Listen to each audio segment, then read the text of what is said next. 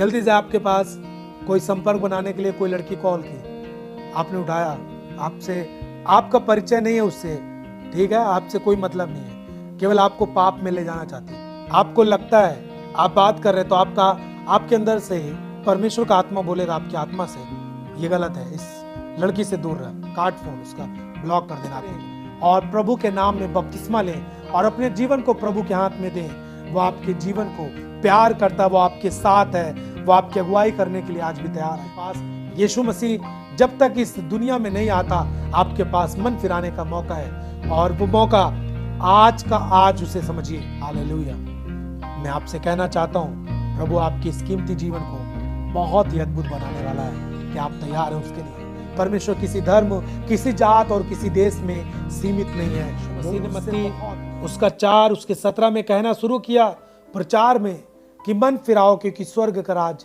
निकट आ गया है। क्यों प्रभु यीशु मसीह ने मन फिराने के लिए बोला? उस समय यीशु मसीह ने प्रचार करना और यह कहना आरंभ किया, मन फिराओ क्योंकि स्वर्ग का राज निकट आ चुका है। कोई ईसाई धर्म निकट नहीं आ गया है। ईसाई धर्म का राज इस पृथ्वी पर नहीं आने वाला है। किसी धर्म का राज इस पृथ्वी पर नहीं आने वाला है। स्वर्ग का राज इस पृथ्वी पर आने वाला है। स्वर्ग का राज्य का अर्थ होता है पाप से दूर रहने वाला राज्य, जहां पर न चोरी होगी, न रोना होगा, न पीटना होगा, न दुख होगा, न कोई आंसू होगा। वहां पर परमेश्वर होगा और परमेश्वर के लोग होंगे और वहां पर शांति ही शांति होगी। इसलिए मन फिराने की जरूरत है। पापों से मन फिराएं, तौबा करें, पापों से पश्चाताप करें और प्रभु के नाम में बपतिस्मा लें और अपने जीवन को प्रभु के हाथ में दें। वो आपके जीवन को प्यार करता है, वो आपके साथ है, वो आपकी अगुवाई करने के लिए आज भी तैयार है। अभी तक आपने अपनी जिंदगी को नहीं बदला, कोई बात नहीं, आज आपके पास मौका है। कोई बात नहीं, आप 10 साल से प्रभु को जानते हैं, आपने अपना जीवन अब तक नहीं बदला, मैं कहता हूं आज आपके पास समय है। आपका समय चला नहीं गया है। अभी आपके पास यीशु मसीह जब तक इस दुनिया में नहीं आता, आपके पास मन फिराने का मौका है और वो मौका आज का आज उसे समझिए। हालेलुया।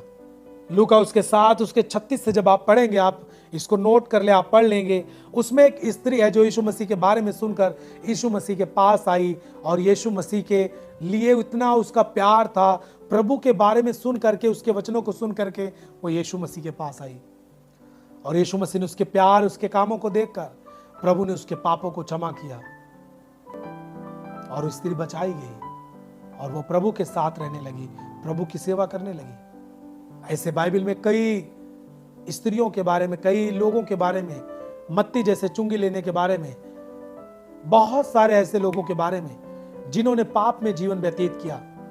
उन्होंने प्रभु का वचन सुनकर प्रभु के पीछे चलना शुरू किया और सारे पापों को छोड़ करके एक अच्छा जीवन व्यतीत किया। केवल एक स्त्री नहीं, परंतु आज भी हम गवाह हैं, आप गवाह हैं। दुनिया में, पूरी दुनिया में प्रभु यीशु मसीह के लोग इस बात के गवाह हैं कि जब हमने प्रभु के वचन को सुना, उसका जो वचन था उसने हमें कायल किया और हमें मन फिराने के लिए बोला और हमारे मन में हमें लगने लगा कि हमने गलत किया है, मुझे मन फिराना चाहिए और मुझे अपने जीवन को अच्छा बनाना चाहिए। हालेलुया। मैं आपसे कहना चाहता हूं, प्रभु आपकी इस कीमती जीवन को बहुत ही अद्भुत बनाने वाला है कि आप तैयार हैं उसके लिए। एक बात और आपसे कहना चाहता हूं, परमेश्वर जो सृष्टि करता है, जो सर्वज्ञानी, सर्वव्यापी, सर्वशक्तिमान होता है, वो कभी भी किसी धर्म या फिर किसी जाति या फिर किसी देश में सीमित नहीं होता है। वो सबसे ऊपर है। वो धर्म देखकर लोगों पर प्यार नहीं करता, वो जाति देखकर लोगों के ऊपर प्यार नहीं करता, वो देश देखकर लोगों के ऊपर प्यार नहीं करता। वो जितने भी उसके पास आते हैं, जो भी मन फिराते हैं, जितने भी बोलते हैं प्रभु यीशु मैं अपना जीवन आपको देता हूँ, मुझ पर दया कर, मैंने जान लिया कि आप इस दुनिया को बनाने वाला है, आप इस जगत का उद्धार करता है, मेरे जीवन में आ, वो हर एक की जिंदगी को बदलता है। वो चाहे अंग्रेजी बोलने वाला व्यक्ति हो, चाहे भोजपुरी बोलने वाला व्यक्ति हो, चाहे पंजाबी बोलने वाला व्यक्ति हो, चाहे तमिल बोलने वाला व्यक्ति हो, चाहे जिस जाति का हो, चाहे जिस धर्म का हो, चाहे जिस दुनिया के किसी भी कोने से हो, चाहे जंगल से आता हो, चाहे राजमहलों से आता हो, चाहे झोपड़ी से आता हो, चाहे एक बड़े घर से आता हो, चाहे धनवान हो, चाहे गरीब हो, चाहे पापी हो, चाहे धनवान हो, चाहे जो कुछ भी हो, चाहे ऊंची जाति से हो, चाहे बड़ी जाति से हो, चाहे किसी धर्म से हो, वो हर एक से प्यार करता है और हर एक को बचाता है। परमेश्वर किसी धर्म, किसी जात और किसी देश में सीमित नहीं है, वो उससे बहुत ऊपर है। Hallelujah, hallelujah. आप क्या देखा आपने कि जैसे आपने वचन को सुना तभी आपको लगा कि आपको अपने जीवन में पश्चाताप करना चाहिए। क्या आपको कभी, जब तक आपने प्रभु के वचन को नहीं सुना था, क्या आपको लगता था कि आपने कुछ गलती की है? आप अपना जीवन पाप में व्यतीत करते थे? मैं आपको बोलता हूं, कुछ लोग अच्छे होते हैं, उनके अंदर केवल इतनी खासियत होती है कि वो अपने माँ बाप, भाई बहन से माफ़ी मांगते हैं, ठीक है, या फिर कहीं जा रहे हैं उनसे माफ़ी मांग लेते हैं, कोई गलती हो। लेकिन क्या वो अपनी ज़िंदगी में जो कुछ वो कर रहे थे उसके लिए कभी पश्चाताप करते हैं? गलत रिलेशनशिप कभी छोड़ते हैं? गाली देना कभी छोड़ते हैं? पाप की ज़िंदगी क्या है, पवित्रता क्या है, उनको कुछ मालूम नहीं था। ना आपको मालूम था, ना हमें मालूम था। लेकिन जब परमेश्वर का वचन हमारे पास आया, आपके पास गया, तब आपने और हमने पश्चाताप किया और हमारा मन कायल हुआ वचन को सुनने से। इसीलिए हमें वचन को पढ़ना चाहिए, इसीलिए हमें प्रार्थना को करनी चाहिए, इसे लगातार बनाए रखना चाहिए, इसीलिए हमें प्रभु भोज को लेना चाहिए, प्रेरितों के साथ हमें संगति जरूर करना चाहिए। हालेलुया। परमेश्वर कभी भी जबरन नहीं करता। तो आपका सवाल होगा, तो कैसे करता है परमेश्वर काम? तो मैं आपसे बोलना चाहता हूं, सुनो। जब आप कोई भी गलत काम करने को जाते हैं, जब आप कोई काम करने जाते हैं और वो गलत होता है और आप वचन में बने हैं, प्रार्थना में बने हैं, प्रेरितों से शिक्षा पाने, संगति करने, रोटी तोड़ने में आप लवलीन हैं और आप अपने प्रतिदिन डेली आप जीवन शैली बना चुके हैं, प्रार्थना करना, वचन पढ़ना, जब आप इस तरह के बना चुके हैं, तब आप कोई भी गलत काम करते हैं प्रियजन, आपके अंदर आत्मा खुद इस बात को कहता है गलत है, इसे ना कर। परमेश्वर आपका हाथ नहीं पकड़ता, वो आपके अंदर बोलता है, सही है कि नहीं? आप बताओ, आपसे बात करता है कि नहीं परमेश्वर? इस तरह, इसी तरह परमेश्वर बात करता है प्रियो।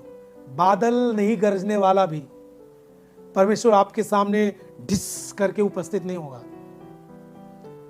ना कर, ना कर, इसे ना कर, इसे ना कर, ऐसा नहीं करेगा प्रभु। इस तरीके से नहीं आता, ना कर, ना कर, ना कर, गलत है, गलत है, गलत है, ऐसे नहीं करता वो। जब आप वचन और संगति में, प्रार्थना में बने रहते हैं, कोई भी काम, जब आप रील्स देख रहे होते हैं, आपके सामने गलत रील्स आना शुरू हुआ, फिर आप एक देखे, अब परमेश्वर का आत्मा आपसे बोल रहा है मत देख इसे, ये गलत है, मत देख इसे, गलत है, आपको तुरंत हटाना है, नहीं देखना है। गलती से आपके पास कोई संपर्क बनाने के लिए कोई लड़की कॉल की, आपने उठाया, आपसे, आपका परिचय नहीं है उससे, ठीक है, आपसे कोई मतलब नहीं है, केवल आपको पाप में ले जाना चाहती है। आपको लगता है, आप बात कर रहे हैं तो आपके अंदर से परमेश्वर का आत्मा बोलेगा आपकी आत्मा से, ये गलत है, इस लड़की से दूर रह, काट फोन, उसका ब्लॉक कर देना आपको तुरंत। लेकिन जब आप नहीं मानते, हाय इंस्टाग्राम, हाय फेसबुक, हाय वो लड़की, हाय वो लड़का, पढ़ते समय भी चैटिंग में जुटे हुए हैं, और आपके अंदर से परमेश्वर की आत्मा बोल रहा है तुम गलत कर रहे हो, इन चीजों से दूर रहो, और आप नहीं मानते, तब आप शैतान के शिकार हो जाते हैं। मैं आपको बोल रहा हूं, जो मसीही हैं उनको भी इस बात का ध्यान होना चाहिए, क्योंकि उन्होंने जान लिया ये जीवन कीमती है और इस कीमती जीवन को नष्ट नहीं करना है। शैतान अलग अलग तरीके से वो आपके ऊपर प्रयास करना चाहता है। आप देखो उस स्त्री को, आप देखो उन लोगों को जिन्होंने पाप की जिंदगी छोड़कर प्रभु के पास आया, उनको पता चल गया दुनिया में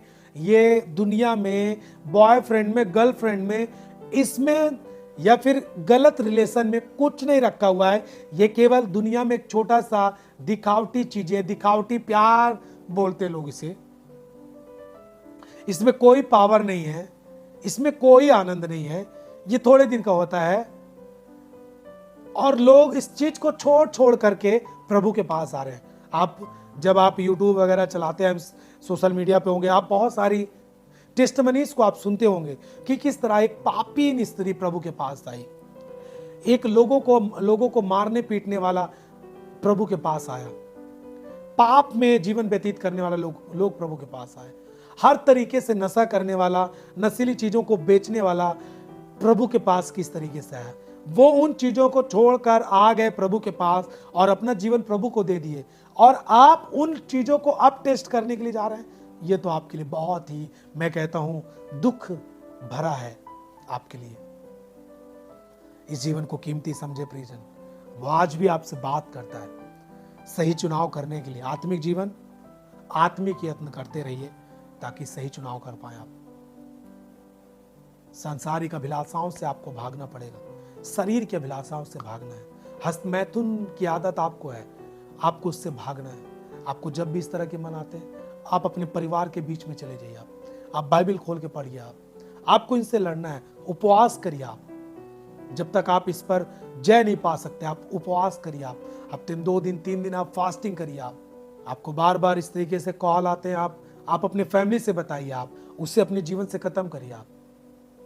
आप परमेश्वर के साथ और अपनी फैमिली के साथ बैठने की कोशिश करिए। आप अकेले ना रहिए। आप हर गलत फिल्म से दूर रहिए। आप कोई भी चीजें हो जो वचन से नहीं बनी, चाहे वो कोई भी चीज हो जो वचन से नहीं बनी, उसे देखने के लिए, पढ़ने के लिए इस्तेमाल नहीं करना चाहिए। हालेलुया, सब बोले हालेलुया। तो आप तैयार हैं? परमेश्वर आपसे, आपकी आत्मा में बात करता है। वो आपके आत्मा से बोलता है कि ये चीजें गलत है, ये चीजें करना चाहिए या नहीं करना चाहिए, और आपको उसके अनुसार निर्णय लेना है।